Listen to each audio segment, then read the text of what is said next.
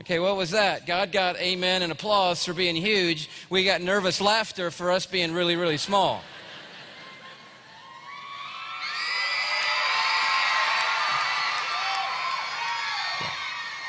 That means a lot more when it comes right after the phrase. But I'll give partial credit for that. If you want to get a glimpse of it, here's a composite shot of our subdivision, the Milky Way galaxy. It's taken by combining hundreds of thousands of photographs. Obviously, we haven't managed to get outside of the Milky Way galaxy to take a picture of it, but NASA folks are pretty sure that's what it looks like. It has a barred nucleus. It's a barred spiral galaxy. And you're like, wow, that's pretty cool. Yeah, it's 100,000 light years across. So if you want to go visit your neighbors on the other side of the subdivision, you just have to go 186,000 miles a second for 100,000 years, and boom, you're at their house. In our little neighborhood home called the Milky Way Galaxy. You say, well, where are we? I'm looking for us on there. You know, we got to be right in the center, obviously. I'm sure we're right there in that middle. No, believe it or not, we're not even in the center of our own subdivision, okay? So affirming again tonight, it's not about you and it's not about me. We don't even live in the center of our own subdivision, and you don't want to live in the center of the subdivision because it's scary in the center of the subdivision. You say, well, where do we live? Well, we live way out between a couple of the spiral arms. You don't want to live in there either because that's dangerous territory inside the bands.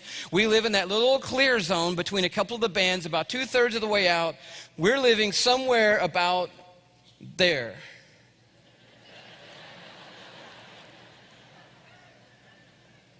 And you're like, well, I don't see me.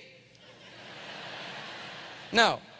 Because we couldn't put a mark on the diagram that you could see that would be the right relative size to our solar system. You know, that's our little cul-de-sac in the subdivision, that we couldn't even put our solar system on here in relative size to the Milky Way galaxy for you to see. It's that small inside the Milky Way galaxy. Scientists say our solar system is the size of a quarter, and the Milky Way galaxy is the size of the North American continent.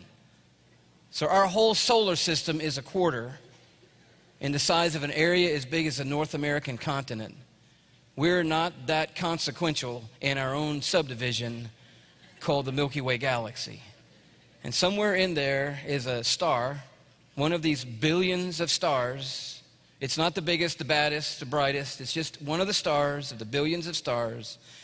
We call it the sun, and around it tonight are orbiting these balls, one of which is called Earth. It's our home. That's you and me. This particular image came from Apollo 17. There was a day, for those of you who are my age and older, you remember when we were smart enough to get off the planet for the first time. Let's hear it for old people.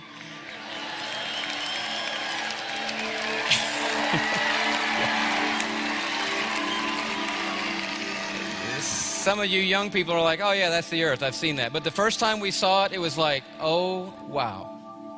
And we look back at ourselves, it was stunning. And what you see, particularly in this image, you see Africa, if you know your geography well. You see the very tip of southern Africa down about middle of the earth with a wisp of cloud coming over the Cape of Good Hope. You see the Sahara Desert and barren across the top left, Sinai Peninsula to the top right, and just the tip edge there, you see the bottom of the Mediterranean Sea, just up at the very top left edge. But what's amazing about the picture is that you don't see any countries or any cities or any people. You don't see the great need that is there. You don't see the poverty and the strife and the pain. You don't see the glory and the glamour. You don't see anybody's yard or anybody's car. And as you step back, you just begin to get this feeling that maybe we're not so big after all. I mean, we know the one who made this world must be enormous. But all of a sudden we get this feeling that maybe the fall tricked us and maybe we're not quite as important as we thought we were. Or maybe our lives aren't quite as grand as we made them out to be. I love this quote. It's from Neil Armstrong, the first man who walked on the moon. he grabs this thought when he says, I remember on the way home on Apollo 11, it suddenly struck me that tiny pea, pretty and blue, was the earth. I put my thumb up and shut one eye, and my thumb blotted out planet Earth. Listen to his conclusion. He said, but I didn't feel like a giant. I felt very, very small. I think the psalmist got it right when he said, when I look at your heavens, the work of your fingers, the moon and the stars that you have set in place, what is man that you are mindful of him, or the Son of Man that you care for him?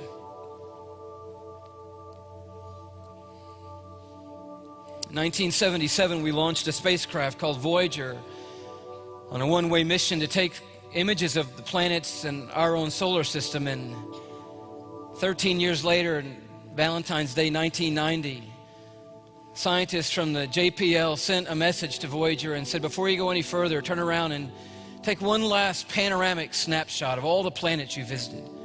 By now, Voyager is 3.7 billion miles away from the Earth. It's traveling 40,000 miles an hour away from the sun. And it turns around and takes a series of photographs. Obviously, you can't get one wide-angle shot of Uranus and Neptune and Saturn and the planets that it's visited, so it takes a succession of 60 images.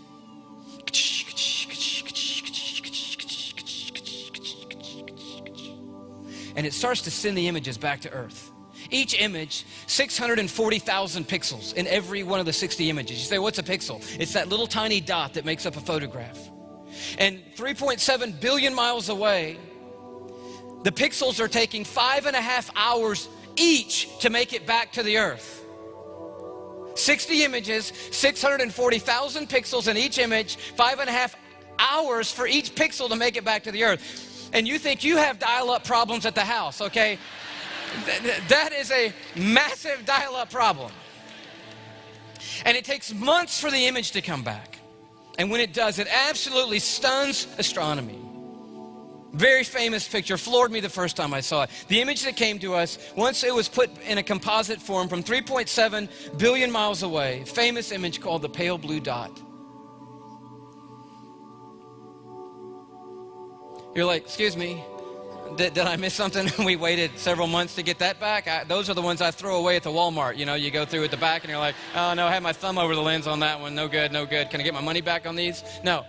You say, well, what are the green and the pink bands in the image? They're rays of sunlight reflecting off Voyager, because sun, even though nearly 4 billion miles away, was in view. And it just so happened that suspended in one of the beams of sunlight was a tiny little speck. Do you see it?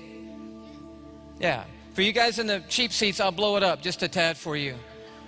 It's there. If you're still not with me, it's right there. I don't want anyone to miss it. And we can just go back to the big shot for a second. It's a picture of Earth from 3.7 billion miles away. And it just so happened to be caught in a ray of light. And one famous astronomer of the day said of it, just remarking that everyone who's ever lived their lives lived them out on that tiny pale blue dot that he called a mote of dust suspended in a sunbeam. I don't know about you, when I first saw it, a shrinking feeling came over me. And I knew in that moment that my life was a tiny little blip on the radar of history, a vapor, infinitesimal little life. You say, well, Louie, you're making me feel small. No, I'm not trying to make you feel small. I'm trying to help you see that you are small.